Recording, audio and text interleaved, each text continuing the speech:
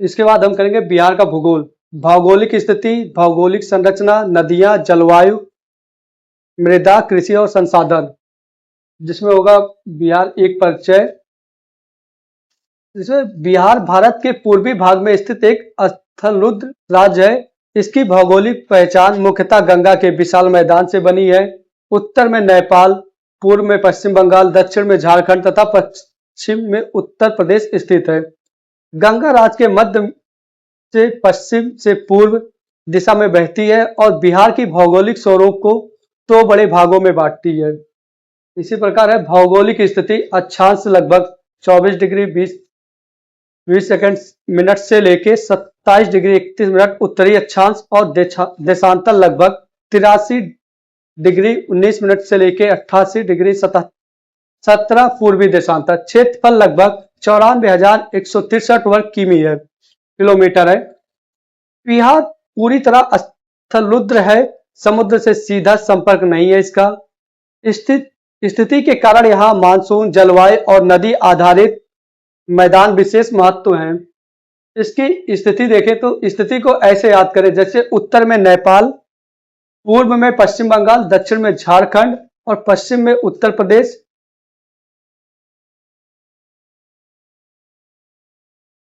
और इसके बाद होगा बिहार की भौतिक संरचना। बिहार का अधिकांश भाग गंगा के जलोढ़ मैदान में आता है। गंगा के उत्तर का मैदान हिमालय से आने वाली नदियों से प्रभावित है।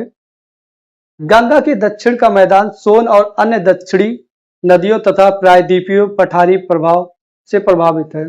दक्षिण सीमा के पास भूभाग अपेक्षाकृत ऊंचा और अधिक समतल हो जाता है। ये हो गया आपका बिहार का भौतिक संरचना। फिर इसके बाद हम करेंगे भौतिक प्रदेश का सरल डायग्राम। जैसे है हिमालय नेपाल से, उत्तर बिहार का मैदान गंडक, बागमती, कोसी, कमला, महानंदा, जैसे गंगा हो गया।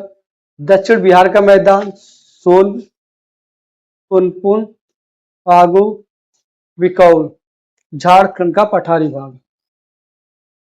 इसके बाद गंगा बिहार का भौगोलिक धुरी। गंगा पश्चिम से पूर्व की ओर बहती है। यह उत्तर बिहार और दक्षिण बिहार के मैदान को अलग करने वाली प्रमुख प्राकृतिक रेखा है। गंगा की सहायक नदियां विशाल जलोढ़ मैदान बनाती हैं। इसके बाद गंगा का मैदान अत्यंत उपजाऊ होने के कारण कृषि और बसौट की प्रमुख महत्वपूर्ण है। बिहार की प्रमुख नदियां, उत्तर से आने वाली प्रमुख नदियां हैं घाघरा, गंडक, बूढ़ी गंडक, बागमती, कमला, कोसी और महानंदा। दक्षिण से गंगा में मिलने वाली प्रमुख नदियां हैं सोन, पुनपुन, फाल्गु आदि। नदियां बिहार के लिए वरदान भी है और बाढ़ जैसी चुनौतियों का कारण भी है। इसी अनुसार देखें नदी तंत्र का डायग्राम। इसमें है गंडक, बागमती, कोसी, गंगा और पूर्व में है ये सोन, गंगा।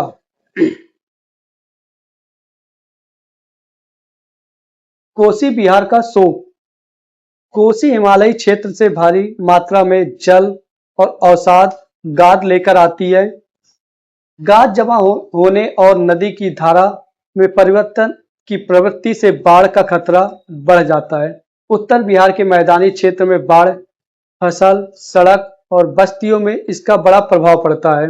इसीलिए तटबंध जल निकासी पूर्व चेतावनी और समेकित नदी घाटी प्रबंधन आवश्यक है।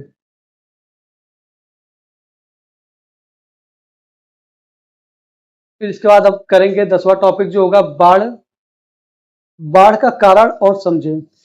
जिसका कारण क्या है? हिमालयी नदी प्लस भारी मानसूनी वर्षा, अधिक जल प्लस अधिक गाद, नदी तल धारा में परिवर्तन और जल निकासी की समस्या, मैदानी क्षेत्र में बाढ़ का खतरा। इसके बाद 11वां इसमें टॉपिक होगा बिहार की जलवायु। बिहार में उष्ण मानसूनी जलवायु पाई जाती है। दक्षिण पश्चिमी मानसून वर्षा का मुख्य स्रोत है। वर्षा का वितरण समान नहीं है। पूर्वोत्तर भाग में सामान्यता अधिक वर्षा प्राप्त करता है। ग्रीष्म ऋतु गर्म मानसून वर्षा युक्त तथा शीत ऋतु अपेक्षाकृत ठंडी होती है। मानसून की अनिश्चित कृषि पर सीधा प्रभाव डालती है। फिर इसके बाद होगा मृदा, जलोढ़ मिट्टी का महत्व।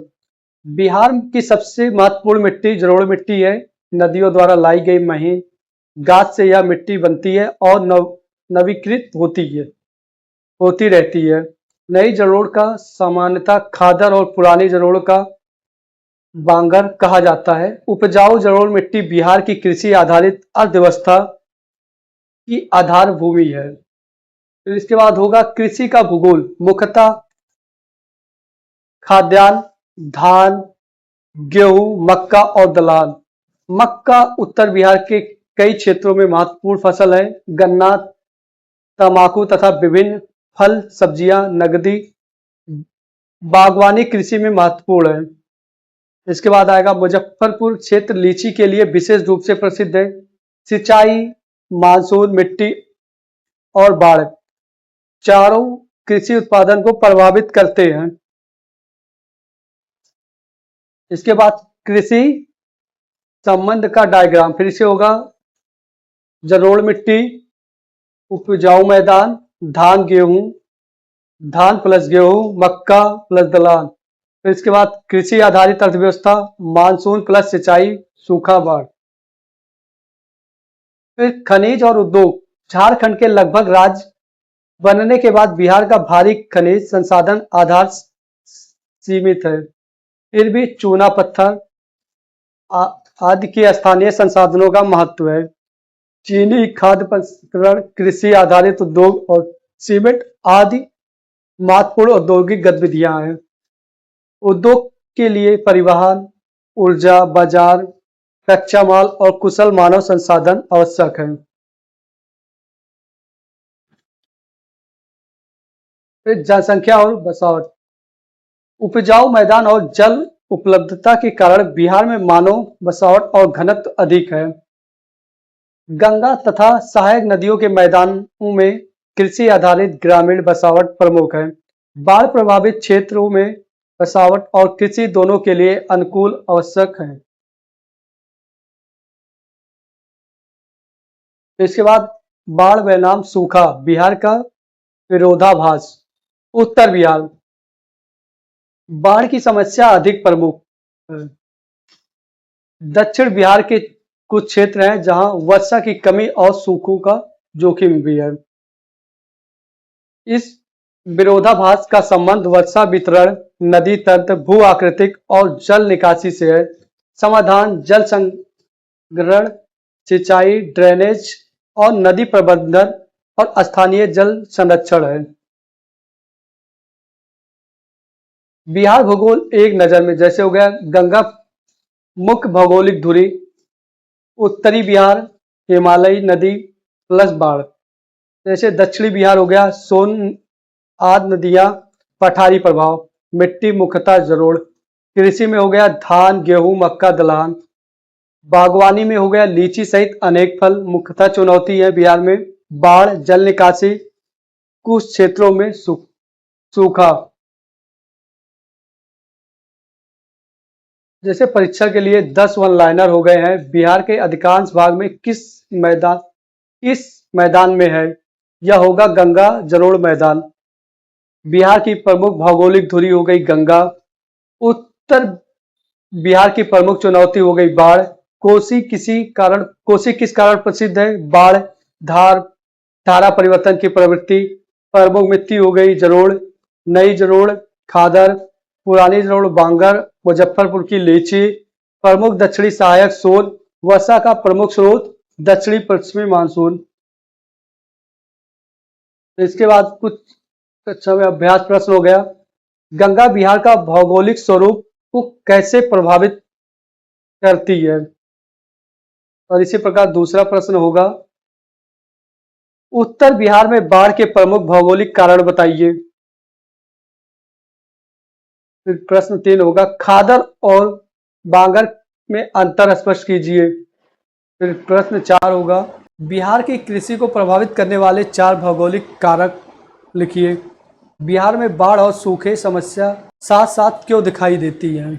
इसके बाद होगा निष्कर्ष, बिहार का भूगोल समझने का सबसे आसान तरीका, जैसे हो गया गंगा, जलोढ़ मैदान, हिमालयी नदी, मानसून, कृषि। बीपीएससी में मानचित्र आधारित क्षेत्रों के लिए उत्तर बिहार, दक्षिण बिहार, गंगा प्रमुख नदियाँ।